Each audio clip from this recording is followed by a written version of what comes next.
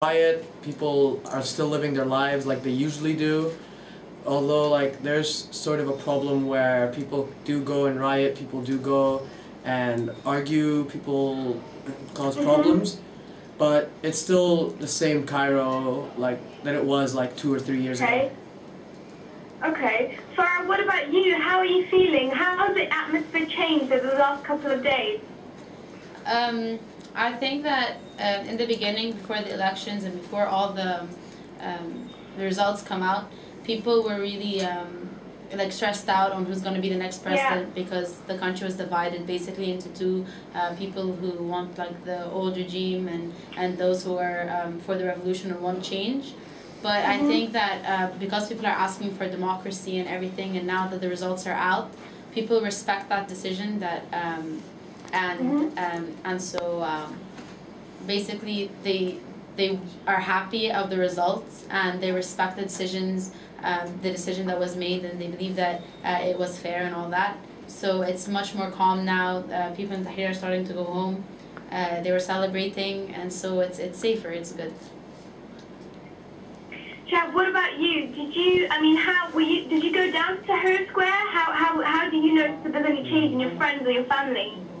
I went, yes, I did, and but however, my family, there wasn't much change, but certain friends did go and participate in some of riots that happened in Tahrir.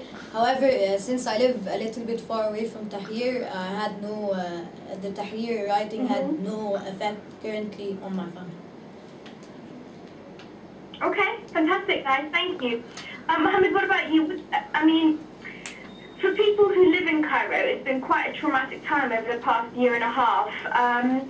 But being able to choose your own president for the first time, what's that been like? I guess this is a historical moment in Egypt, because Egypt's been is the world's oldest civilization, and 10,000 years.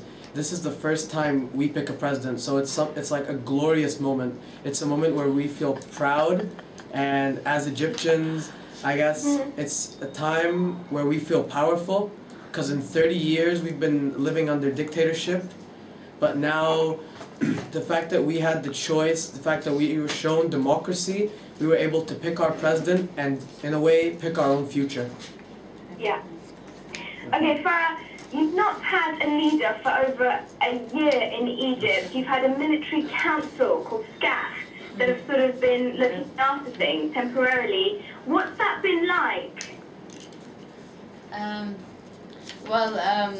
To start with, it was really difficult, because basically you feel that the country is not stable. It's a feeling that we all had, because there's nothing holding it together.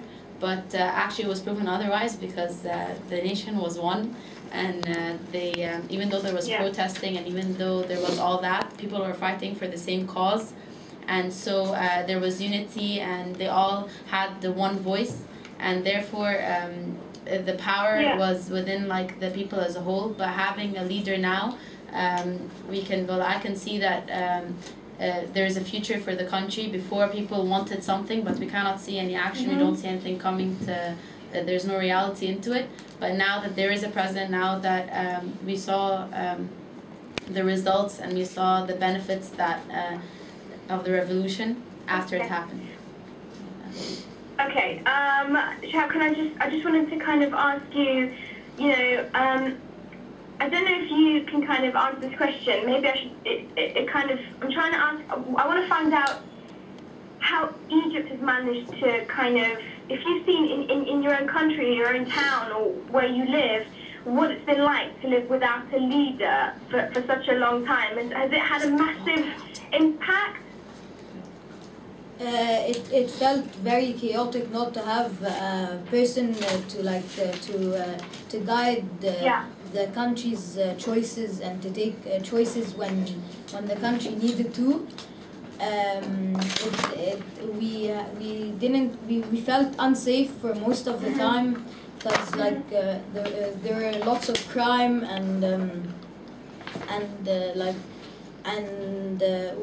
no security, and it felt like we couldn't feel safe anymore until the elections came, and we had a safer like feeling.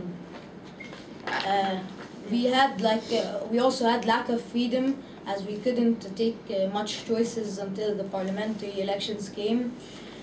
But now it's much better because we feel more safe and we feel like we've chosen our own destination. Okay, guys. My last question to you is this: what do you hope will happen now in Egypt, and what do you hope will happen for you guys now that you have an elected leader in place? Mohamed, what about you? Personally, I really want Egypt to go back to what it was before the revolution. Not necessarily with all the ideas of crime, but I want the economy to go back to what it was. I want tourism to go back to what it was.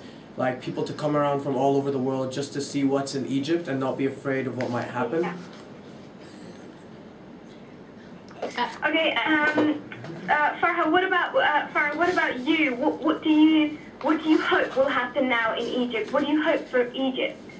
Well, one of the things I hope for the most is the poverty line that there is in Egypt. I hope that the social classes will be brought closer together. In the beginning, people would, the protesting especially would say that the people basically cannot live and the families cannot, the man of the house cannot feed his family, for example.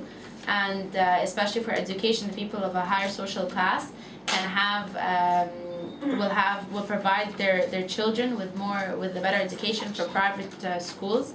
However, and the public schools were not really good enough, but I really hope that there's a system which will have some sort of equality, and the private there will be schools for those of less fortunate.